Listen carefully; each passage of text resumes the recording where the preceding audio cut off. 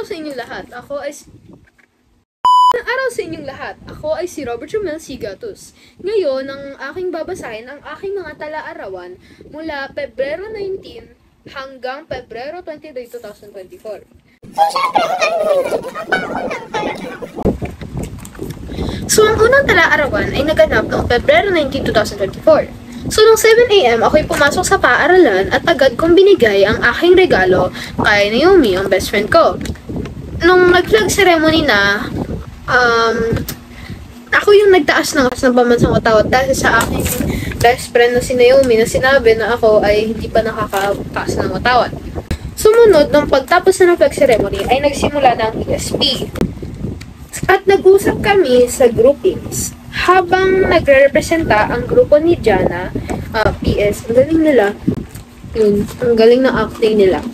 Pero, yun, inaasahan kasi namin na ngayon kami, like that day kami mag-presenta, ngunit bukas pa nag-present kami.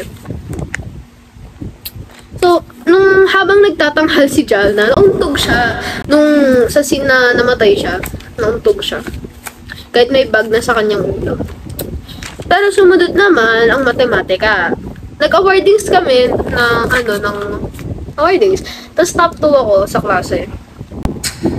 It's, kasi, hindi siya masyado special sa akin ngayon. Kasi, lagi naman ako top 2. Yeah. Okay lang naman. Congratulations naman sa aking best friend si Naomi, naging top 1. So, nagpatuloy na rin ang matematika. At sumunod na ang agham o science. Pinag-aralan namin ang mga invertebrates, yung mga cnidarians, mga sponges, mga arthropods, gano'n. So, sumunod na, nag-recess na. Nag-usap kami ng aking mga kaibigan tungkol sa mga gawain sa iba't ibang asignatura or yung math, science, at ESP. Nag-usap kami doon. Nag-usap din kami ni Naomi tungkol sa ESP groupings at sa gagawin sa asignaturang Ingles. Kasi, nung asignaturang Ingles, meron kaming spelling bee, kaya nag-review kami. Nung nagpape na, ay may binigay na grouping si Guro Nicole or Miss Nicole sa MAPE, yung mga basic dance figures. At nagkagrupo kami ng aking mga kaibigan dahil pinapili kami. Sina Casey, Siana, Naomi at Jana. Ako naman yung nag-isang lalaki. So, nung asignatura na ng Ingles, ay nagkaroon kami ng spelling bee sa sinasabi ko. At ako ay naka-perfect, nakamataas na marka. At sumunod na yung EPP. Nung EPP na, nagkaroon kami ng quiz o pagsusulit. At ako ay nakakuha rin ng perfectong score. Mataas din. At nagtanghalian na kami ng aking mga kaibigan. So pagkatapos ng tanghalian, ay nag-Filipino subject na Filipino. Pinaalala kami ni Miss Angie o Guro Angie na gawin ang tala-arawan na ito. Nagsagot din kami ng madali lang yan sa libro at mataas na marka ang nakuha ko. Perfect. Noong nag-AP na, ay nag-usap kami ni Naomi para sa gagawin namin na proyekto sa AP. Nagsulat na kami ng mga petsa at kung ano ang nangyari sa petsa na yun. So, kasi yung gawain namin sa AP noon, parang banner siya. Tapos sa likod ng banner, lalagyan mo yung date tsaka kung ano nangyari. Tapos kailangan in order. Camera fix. So, pagkatapos ng AP ay nag-computer na. Pumunta kami sa computer lab, tapos yung gamit ko na mouse ay nag-glitch siya. Hindi siya mapakala yung hindi siya sarili siyang buhay. Pero nagawa ko naman yung gawain at umuwi na kami. Tapos, yung 3:30, nakauwi na rin ako at ginawa ang aking mga gawain at ako ang aralin. So, yun ang unang tala-arawan. So, ang pangalawang araw, ito ay naganap noong Pebrero 20, 2024. Gumising ako at pumunta na ako sa paaralan. Nakita ko ang aking kaibigan na si Naomi. Nag-usap kami at nag-PSP na. Tinawag ang grupo ko upang mag-present na. Nakakuha ang grupo ko ng 100/100, perfect na score. Pero wala naman nangyari sa math. Ngunit nagkaroon lang ng pagsusulit ng quiz. Marami akong nakita na may bibi sa ulo, kaya bumili rin ako. Yung mga clip-on sa ulo, bumili na rin ako. Nahaba na ako ng bibi virus.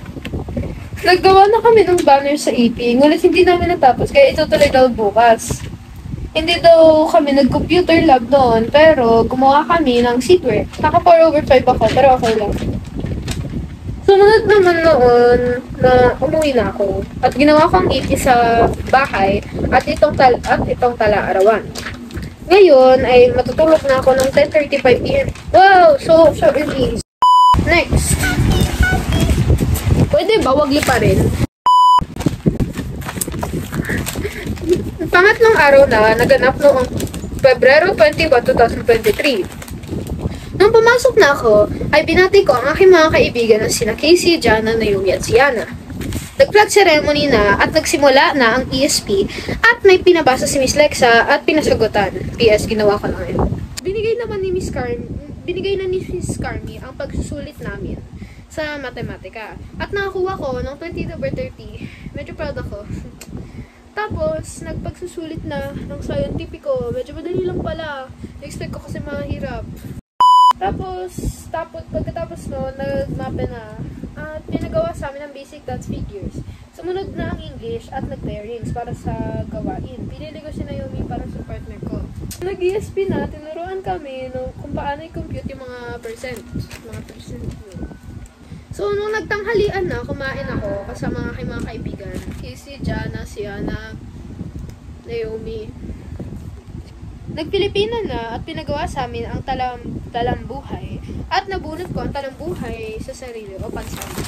Nung nag-EP na, ay pinagpatuloy namin ang pagsasagawa ng banner. Natapos ko na. Nung natapos na ang oras, ikapatapos daw bukas yung mga sarili nakatapos. Nung nag-computer na, pinasabi sa akin na lalabas daw ang unang grupo papunta sa computer lab. Sumunod din ang pangalawang grupo.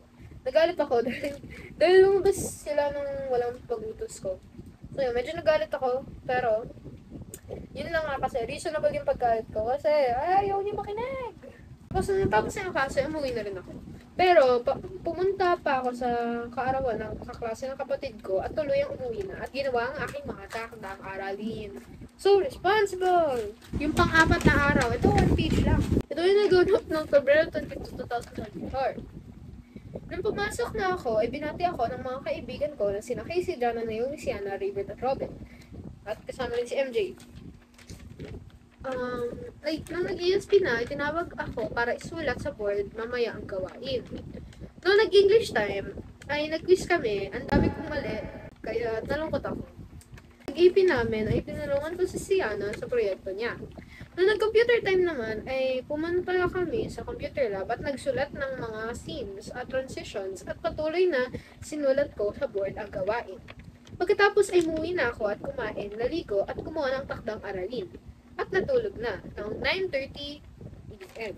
That's one pa nila. So, noong Pebrero 23, 2024, pumasok na ako. Nagalit sa akin si Naomi kasi maraming hindi pagkakaintindihan dahil sa mga problema sa internet. So, pero agad naman na ayos. Nag-ESP report na, ang galing ng iba, wala namang nangyari sa math, maliban sa math quiz B. 19 lang nasagutan ko dahil sa hirap nito. Medyo napaiyak ako dahil doon. Update, hindi ako kasali. Level lang ako over 30. Sakit. Doon nag-science na, ay nag-report na kami, long story short, naging buhaya si Jim. Tapos naging ahas si Jedrick at naging chameleon si Emerson. So, nung nag-races na, nag-chilyo lang ako kasama si Naomi at nag-MAPE project kami tungkol sa mga infection. Lahat ng ibang klase, wala naman nangyari kasi yun, nothing special, lahat naman klase lang. Tapos, nung umuwi ako, nagbalik lang ako at dumiretso na ako sa concert. Malapit sa Waterman. Yung dun sa Verdant Square. Nobita. Guys, Nobita is so good. Nakita ko si Robin at nagulat ako. Naglaro kami. At yung kapatid niya, super fan talaga ng Nobita. Sumisigaw siya. Kasama rin ako doon. Kumain kami ng Jollibee pagkatapos kasi yun na lang yung bukas na nung 11 PM. Kasi 11 PM na kami nakauwi noon. Actually, 11 PM pa kami naka-leave ng venue tapos 12 na kami nakauwi at nakatulog na ako. Ang saya nun, sayang araw. So yeah, ayun na nangyari nung Friday na. So salamat sa pakikinig sa aking. Sana natawa naman kayo kasi okay, yun lang. Bye-bye!